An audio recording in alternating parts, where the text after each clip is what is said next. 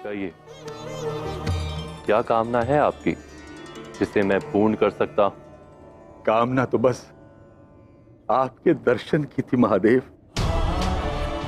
किंतु कैलाश पर आते मेरे मन में एक भावना ने जन्म अवश्य लिया है, और वो भावना है कि मैं आपका गण बनकर सदा आपकी सेवा में और आपके सानिध्य में रहूं। क्या ये मेरी भावना पूर्ण हो सकती है महादेव? अवश्य। आप संकल्प लेकर मेरी परिक्रमा कीजिए। परिक्रमा के पूर्ण होते ही आपको मेरे गण का पद प्राप्त हो जाएगा ऋषिवर।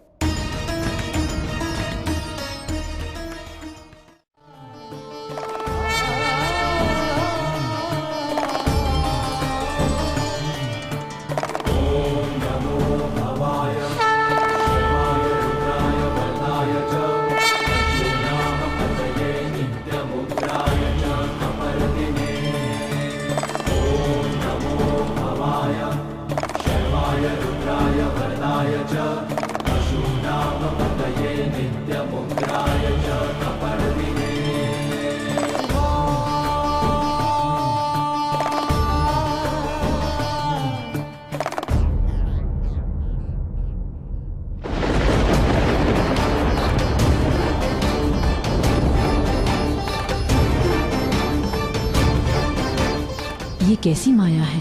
भृंगी ऋषि परिक्रमा पूर्ण क्यों नहीं कर पा रहे? ये कैसी लीला है महादेव? आपकी अनुमति भी है और मेरा प्रयास भी। इसके उपरांत भी मैं आपकी परिक्रमा क्यों नहीं कर पा रहा हूं महादेव?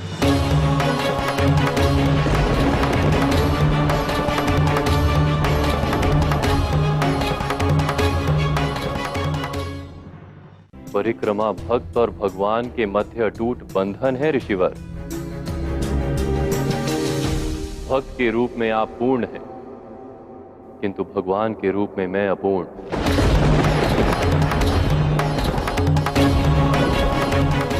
खंडित मूर्ति की परिक्रमा कभी संपन्न नहीं हो सकती। मेरे अपूर्ण होने के कारण ही आपकी परिक्रमा पूर्ण नहीं हो रही।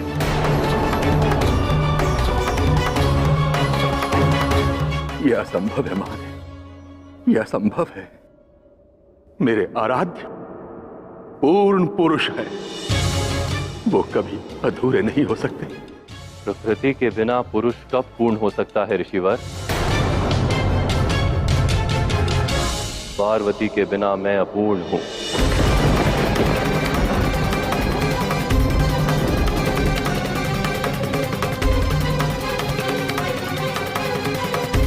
पार्वती मेरी शक्ति है और मेरे भक्त की परिक्रमा तभी पूर्ण हो सकती है जब पार्वती यहां उपस्थित हो।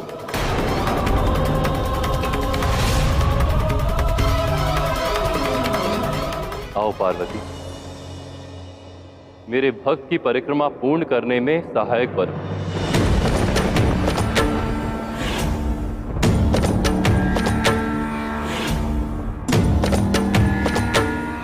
इधर आओ।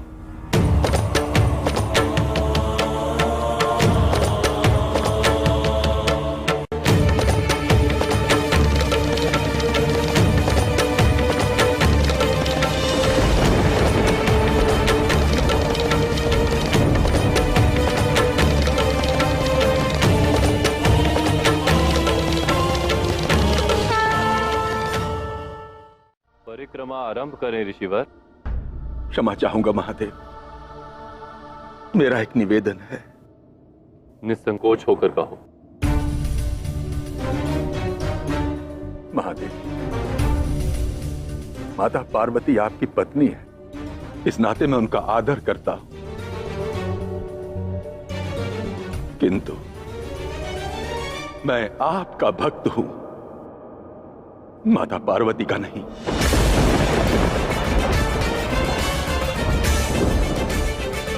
मैं अपने आराध्य की परिक्रमा करना चाहता हूं जो पूर्ण पुरुष है। मैं किसी स्त्री की परिक्रमा नहीं कर सकता महादेव।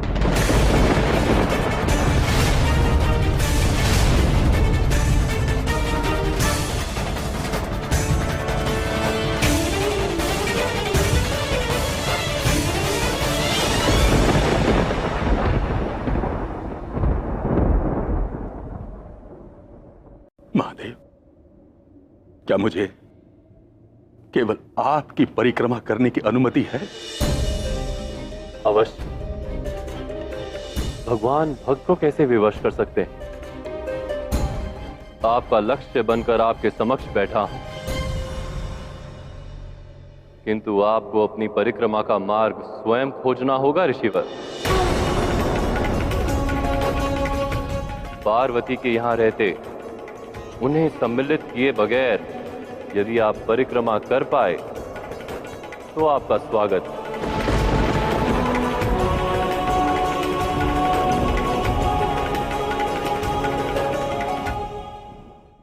परिक्रमा आरंभ करो भृंगी।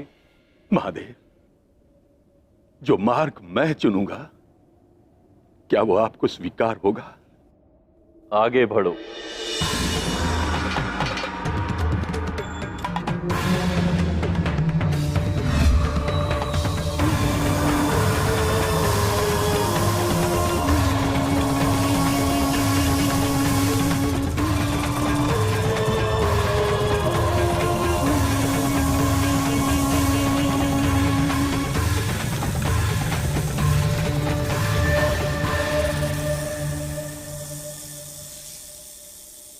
क्यों अपने भक्त की परीक्षा ले रहे हैं देव? परीक्षा नहीं ले रहा हूं पार्वती। मेरा भक्त मेरा साक्षात्कार करना चाहता है। उसके लिए उसे मेरे अस्तित्व का पूर्ण ज्ञान होना आवश्यक है। और भृंगी ऋषि के साथ साथ तुम्हें भी एक सत्य से अवगत होना अभी शेष है। कैसा सत्य देव? प्रतीक्षा करो पार्वती, सत्य शीघ्र ही तुम्हारे समक्ष आएगा।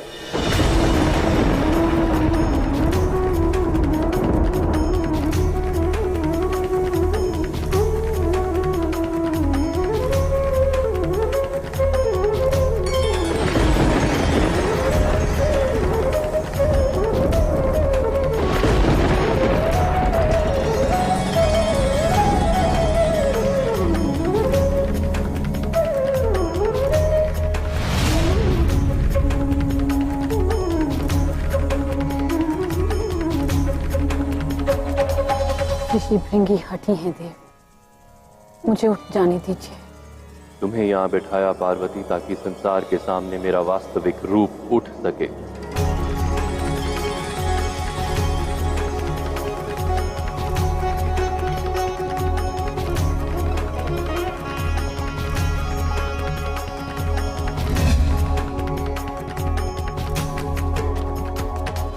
मेरी परिक्रमा करने से पूर्व अपने इष्ट का वास्तविक स्वरूप जान लो भृंगी।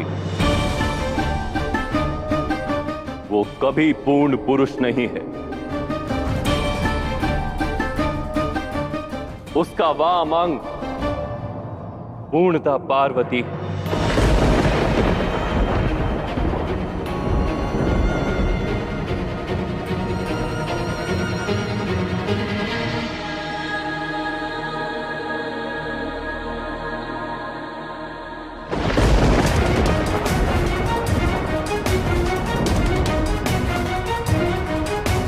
तुम्हारा आराध्य अर्धनारी, अर्धनारी, अर्धनारी।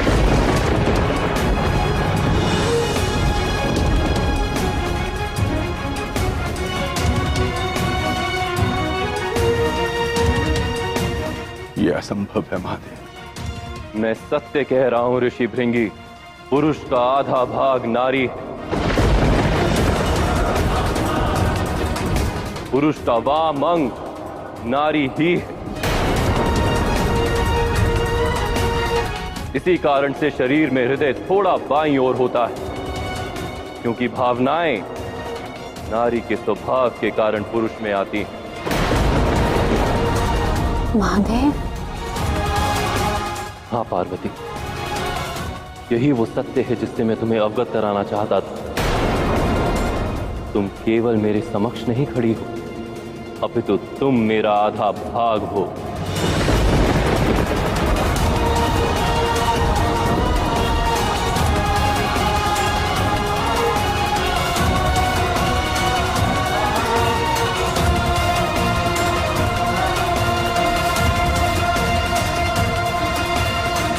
महादेव नामक ये ईश्वर वास्तव में अर्धनारेश्वर है, अर्धनारेश्वर है, अर्धनारेश्वर।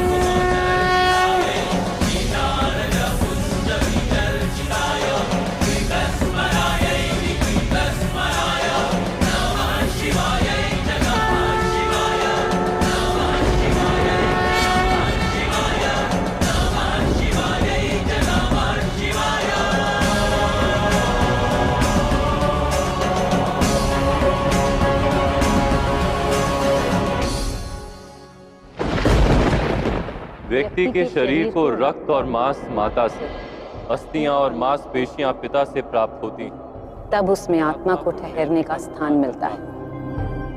स्त्री और पुरुष समान एक दूसरे के पूरक हैं, सृष्टि के सृजन का आधार है।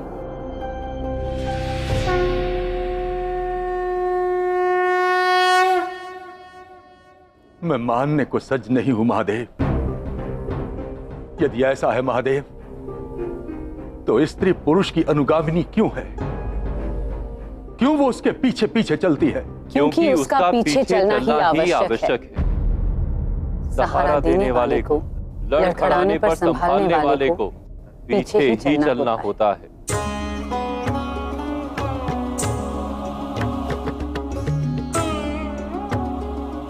मुझे यह स्वीकार नहीं है महादेव। मैं आपका भक्त हूं, इसलिए आपके भाग की ही परिक्रमा करूंगा।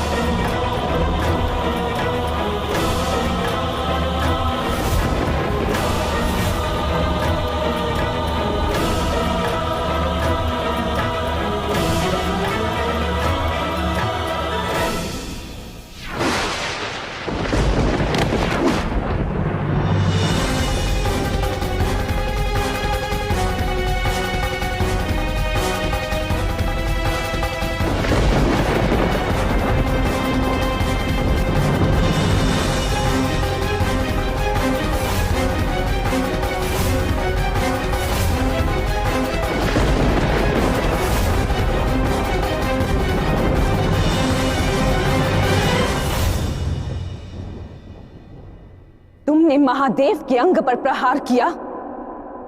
हठ योग और भक्ति में अंतर होता है ऋषि भृंगी।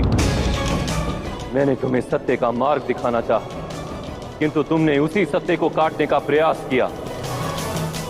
तुमने अर्धनारेश्वर में नारी का अपमान किया, वो भी उस नारी का जिसके बारे में मैंने तुम्हें अभी बताया कि वो पुरुष का सबसे बड़ा संबल होती है, पुरुष की ढाल होती है। पुरुषत्व के अहम में तुमने प्रकृति का अपमान किया है। पार्वती, तुम जानती हो तुम्हें क्या करना है। तुम्हारी दृष्टि में नारी का कोई मान नहीं। तुम्हारी दृष्टि में पुरुष के पास और उसके भीतर नारी का कोई अस्तित्व नहीं। तो मैं पार्वती, प्रकृति होने के नाते, जगत जननी होने के नाते तुम्हारे शरीर से उस भाग को बाहर आने का आदेश देती हूं जो तुम्हें एक नारी से प्राप्त हुआ।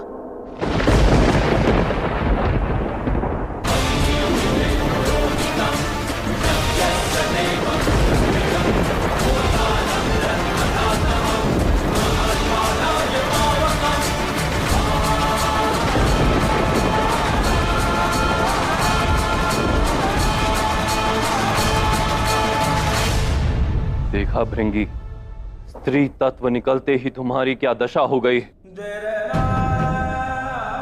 ना तुम हिल सकते हो, ना चल सकते हो और ना ही कुछ अनुभव कर सकते हो, मात्र शव बनकर रह गए। अब तुम इसी प्रकार रहोगे और ये संसार के समक्ष एक उदाहरण बनकर रहेगा। जो स्त्री को नीची दृष्टि से देखता है उसका यही हाल होता है।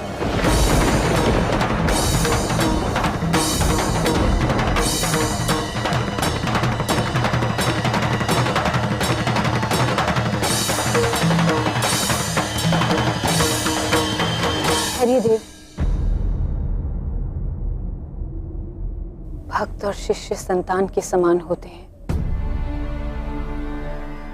और माता पिता तो संतान की भूल सदैव क्षमा करते हैं ना। इसने प्रकृति का अपमान किया, तुम्हारा अपमान किया गौरी, और तुम इसे क्षमा करना चाहती हो।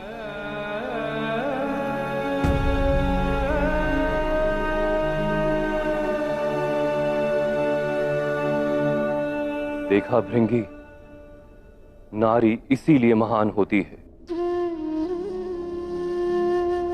तुम मेरे भक्त हो, किंतु फिर भी मैं तुम्हें क्षमा नहीं कर पा रहा, किंतु पार्वती ने तुम्हें क्षमा कर दिया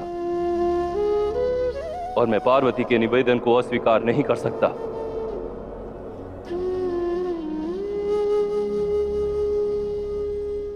तुमने पार्वती के मान को ठेस पहुंचाया, इस कारण तुम्हारी टांगों में शक्ति नहीं रहेगी, किंतु केवल पार्वती के अनुनय पर मैं तुम्हें तीसरी टांग देता हूं, संबल के लिए।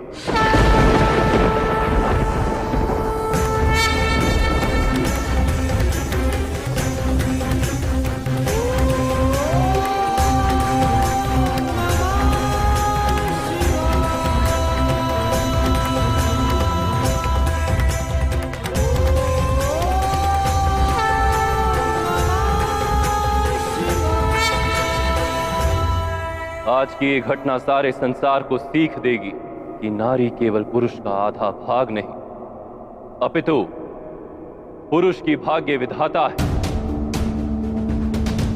क्योंकि उसमें करुणा है, प्रेम है, दया है, ममता है।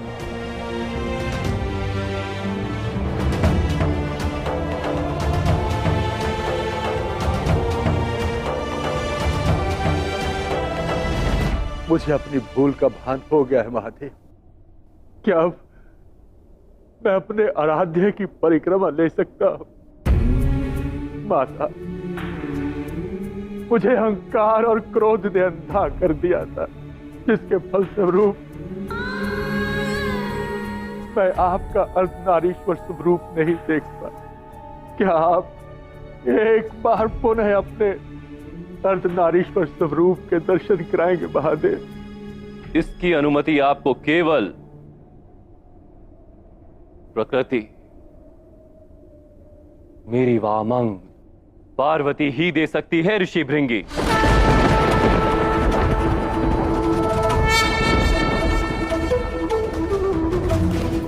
बात है, इस पुत्र की याचना को ठुकराइएगा बस। बात है,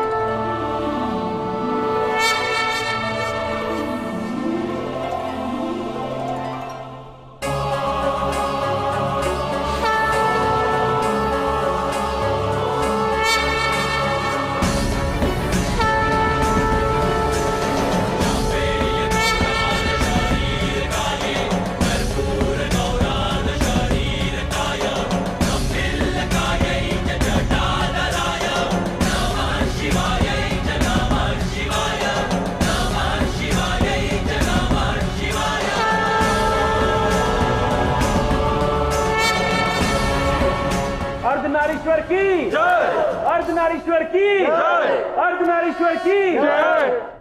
अब से तुम हमारे गण हुए भृंगी। धन्य हो महाकाल, धन्य हो महाकाली। आप अभिन्न है, आप अटूट है। धन्य हो शिव और धन्य हो शिव की शक्ति।